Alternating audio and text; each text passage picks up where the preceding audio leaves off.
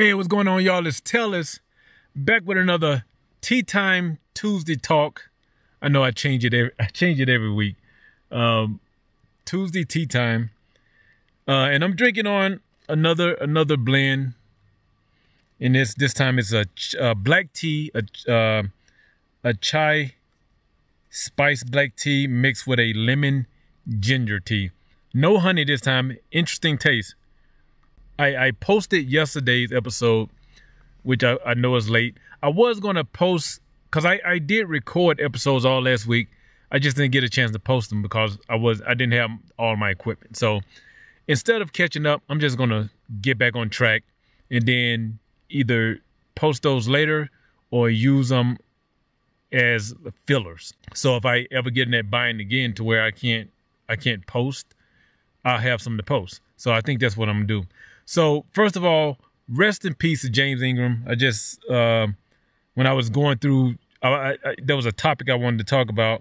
I saw that James Ingram passed away. So yeah, man, rest in peace. How old was he? 66 years old. Yeah. 66 years old. So RIP to James Ingram. All right. So what I wanted to talk about in this episode was I just wanted to go through the news headlines and just pick out topics to talk about, because the what I initially intended for Tuesdays to be, I can't do it. You guys know that. You guys know why. I initially wanted to do something else, but that's not going to work. So I wanted to get an episode up today. I'm about to do a second workout for today, so I just decided, you know what? I'm down here. I want to finish my tea, and let me shoot a quick video. So a few things I wanted to talk about. And this is actually spawned from, I saw a video earlier of, it was titled, it was a clickbait title. It was like the tragic story of Harlan Sanders, Colonel Sanders, the tragic story. It wasn't really anything tragic, about it. But of course they baited me. You got me. So it was talking about all these jobs he had, like, just a long list of jobs. And I started to think about, because I have an 18-year-old daughter she's about to get in the workforce. I started to think about all the official jobs. I'm not talking about selling popcorn and cookies at the back of your house. I'm not talking about selling baseball cards or in mowing lawns and stuff. I'm talking about, I started to work in, I think, like 10th or 11th grade.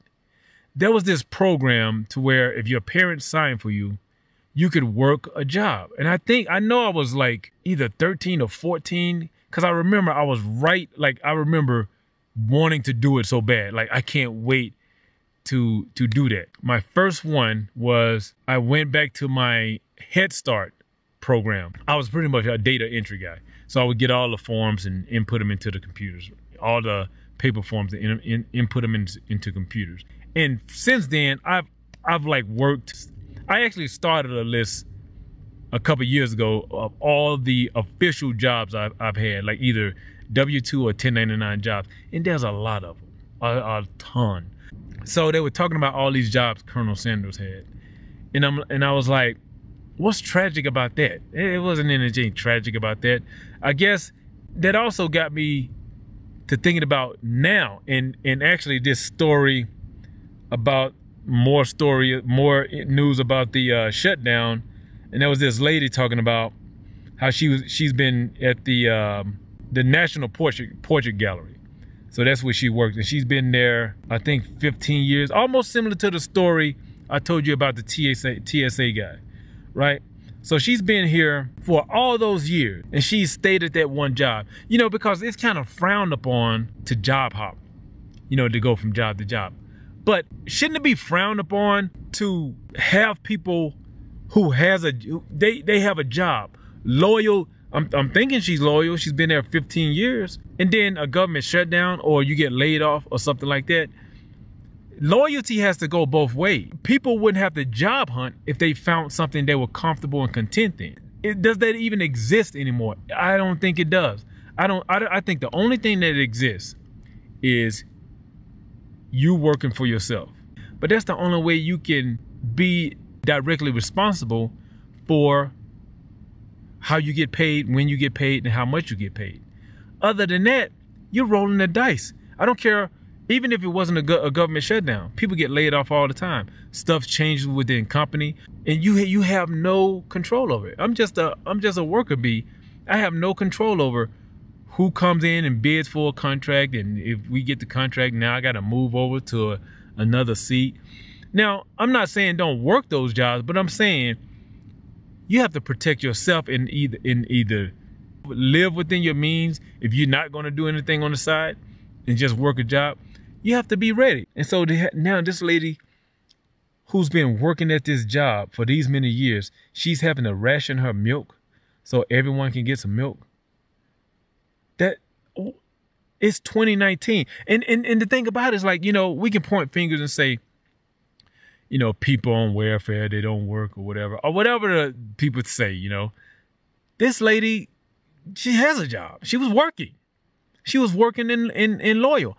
All of these people who are affected by this shutdown, you got to have your own back, man. There's so many things out there you can do on the side that you can hustle, that's legit. You just got to look for them, and you just got to be willing to work. See, that was another thing I wanted to talk about. Here it is. Why the Chinese are bailing out of U.S. real estate, right? Opportunities. So I had a rental property once upon a time, and I jumped in it and really didn't have my wife on board with me. She was on board, but we had two different. She wanted to get like single family homes, and you know, rent them out, fix them up pretty, put a family in there. But I wanted multi-units, right? We ended up getting a multi-unit. And the thing I wasn't prepared for with multi-units, like I was prepared for stuff breaking, repair, stuff like that. But I just wasn't ready for the level of just dirtbag tenants. I just wasn't. I mean, that sounds harsh, but you know, and that's the thing. Like when you become a bill collector, when you are the person waiting for someone to pay you, you tend to look at things with a whole different light. People making excuses about why they can't pay, stuff like that. Like that turned me into, like, I mean, even way before that, I paid my bills. Like, but before I got married, when I was just single, when I was in the military, I did have a different idea about paying bills. It was like, man, they get it when they get it. Is that right? No. If you use a service or something, you pay for it, right? And when I got in the military, yeah, you had to pay your bills. Otherwise, your first shirt is going to be giving you a talk. But so there was more forced. You know, there was more like, man, it's like I'm paying my bills because I don't want to get in trouble. When it should be, no, you pay your bills because that's what you're supposed to do, pay your damn bills, right? But when you are the person waiting for someone to pay you, man, it's like you reflect on when you were the person making excuses for a bill. And it's almost like it's karma. What is going on? And it's like karma. Like, yeah, dude, you remember when you was that guy on the phone saying, yeah, you know, such and such happened and I can't pay. But real estate is still a good thing to get into, man. You just have to be smart about it. And my point is, that can also be your backup plan, getting into real estate. Like all this stuff you hear people talk about, even though they make it seem a lot easier than what it is. There's all these books like how to become a real estate millionaire overnight. Don't fall into that. But there are things out there that work. You just have to be willing to filter through the BS and find the right path for you. Now, because I was thinking about this yesterday. It was a lady talking. We were talking about what companies we use when we travel to rent houses. You know, is it HomeAway? Is it Airbnb? Is it VRBO? And I've used HomeAway and VRBO before. I've never used Airbnb. But I was thinking, I was like, man, I don't know if there's those things. I'm pretty sure they were around when I did own property. I just didn't know about it. So now is the time, man, to get in on that because it's easy there's like systems set in place for you to be able to rent your property out. I was doing it the hard way, man. I was just getting forms from the state regulated forms, paying for the background checks myself, doing all that. I could have hired a management company, a property management company, but the property I bought, they were using the property management company and they did not take care of their property. And because I was in real estate, I saw a bunch of property management companies that I'm like, what are you paying for? I couldn't see the justification of paying them because I never saw a good example of property management. So that, and now, like it says, the Chinese are bailing out. There's going to be a ton of property. There's going to be a mass of good opportunities as far as real estate. That's something I do want to get back into. I saw a shirt today, a shirt design, and it said, another day, another opportunity. That's what it's about. You have to have your eyes open for opportunities. You can't wait for stuff to just happen, man. I wasted so many years just waiting for stuff to happen. I remember one time my old roommate and I, we bought this program, was it Carts and Sheets? It was one of those infomercial things. And we bought it. We went in half on it and we bought it and it was just a scam. And that pretty much killed, and that's why we were in the military. That pretty much killed my aspirations for doing anything outside of just a job. You know, that's when I was in my 20s because I was like, man, everything's a scam. But then, you know, after later I got older, I was like, yeah, there are scams out there, a lot of them. But there are some good opportunities out there too. So you just can't let one thing stop you. You just got to keep going, man. I mean, look around you. Look at all these examples of people just it seems like they're just finding wealth and riches and success. The opportunities are out there to everyone.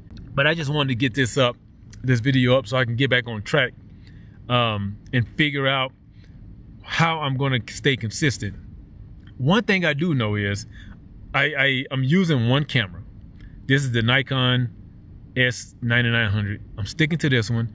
I got the Sony on eBay right now, and it's just and the reason why, what made me decide was when I was having all those problems in Denver. That's what made me decide I need to stick to one consistent sort of format. And so this Nikon plays well with the way smartphones shoot video. That Sony just had its own thing going on. It just, and Sony is known for that. It just had its own thing going on, but still a good camera. That the microphone on that one is way better than this one. That's why I wanted to shoot this in the booth. And I think that's what I'm gonna do. I'm gonna shoot in the booth more because you guys probably can hear the furnace going. But I think I'm gonna treat the videos how I treat my when I'm doing my audio, when I'm recording for audiobooks. I think I'm gonna treat it like that, have a consistent schedule and have a consistent space. So I think that is gonna be here. Like, share, subscribe. Tell us at straighttalkuncut.com. So like I always say, I don't know a lot, but what I do know I talk straight about. This has been Straight Talk Uncut. Thank you guys for listening. Talk to you next episode.